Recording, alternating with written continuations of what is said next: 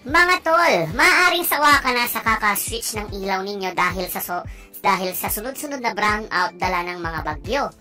Huwag kang mag-alala dahil andito na ang tinatawag nating portable solar power station na kayang magpaandar ng kung ano-anong appliances mo sa bahay. Kagaya niyan, tignan mo naman yung 55 inches Android TV natin, kayang-kaya niyang paandarin. Kaya kung nabuburyong ka na at gusto mong manood, gusto mong mag-Netflix, ganyan, pwede mong gamitin ito kahit walang kuryente. Dahil kaya niyang matapos ang isang pelikula, nag-aantay ka lamang. Kaya yan, tignan mo, habang nanonood kami, pwede mo pa rin gamitin yung electric fan. Ayan.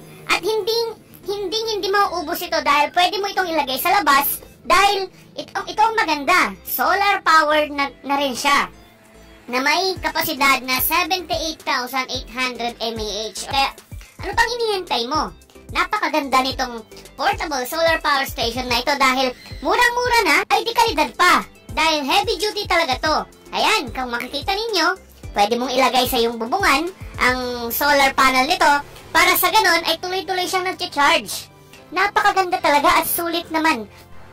Panalo talaga ang produktong ito. Kaya order na, nasa Shopee lang yan or Lazada. Tara na, kuha na.